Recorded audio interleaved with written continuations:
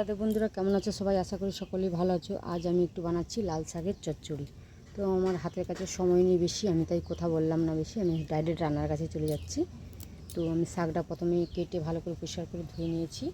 আর এখানে নিয়েছি আলু আর বেগুন, আর এখানে নিয়েছি একটু মাছের তেল, আর এখানে নিয়েছি চীনা বাদাম, শুকনো লঙ্কা আর তেজপাতা। তো আমি এই রান্নাটা কোনো মশলা দেবো না, এমনি বিনা মশলায় রান্নাটা করব।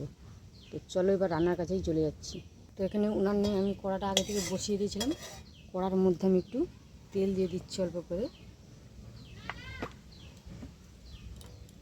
তো দিয়ে দিচ্ছি এখানে শুকনো লঙ্কা, 5 ফোড়ন, তেজপাতা, চীনা বাদাম, এখানে দিয়ে দিচ্ছি একটু পেঁয়াজ,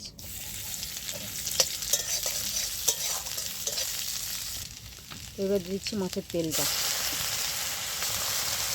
তেলটা ভালো করে ভাজা হয়ে গেলে আমি তারপরে সবজিটা দেবো।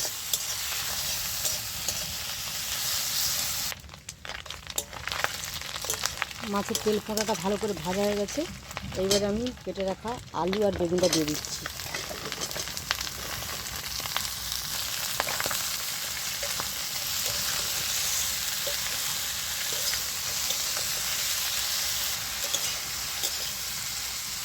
ভালো করে নেড়ে চেড়ে আমি এবার একটু ঢাকনা দিয়ে দিচ্ছি।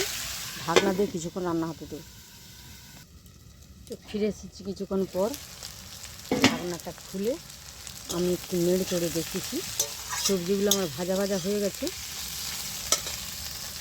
পরিমাণ মতো নুন, হলুদ,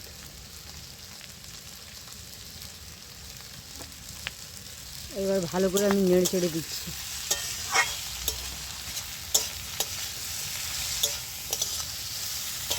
তো সবজিটা আমার ভালো করে ভাজা হয়ে গেছে, এবার আমি শাকটা দিয়ে দিচ্ছি।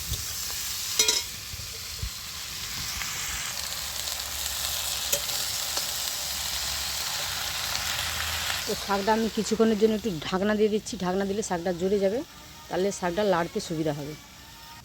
ঢাকনাটা খুলে দেখতেছি শাকটা আমার অনেকটাই জ্বলে গেছে। এবার আমি ভালো করে নেড়ে চেড়ে দিচ্ছি।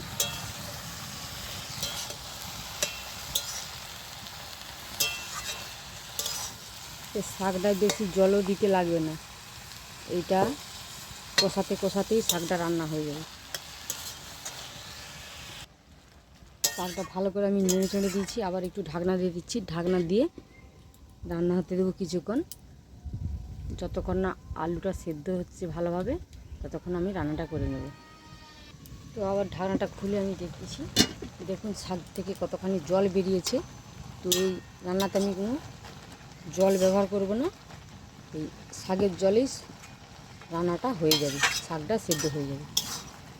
তো ডাঁটাগুলো আর একটু সেদ্ধ হতে বাকি আছে, তো আমি আর একটু ঢাকনা দিয়ে দিচ্ছি। ঢাকনা দিয়ে কিছুক্ষণ রান্না হতে দেবো। তো ফিরে আসছি কিছুক্ষণ পর। তো ঢাকনাটা খুলে আমি দেখতেছি শাকটা আমার রেডি হয়ে গেছে কিনা। তো আমি একটু হালকা করে চিনি দিয়ে দিচ্ছি অল্প করে।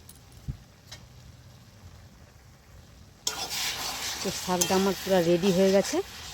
তো আমি এবারে নামিয়ে নেব শাকটা। সব তেল আমি ছড়িয়ে দিচ্ছি, দিয়ে আমি নামিয়ে নেব ঘেঁটে।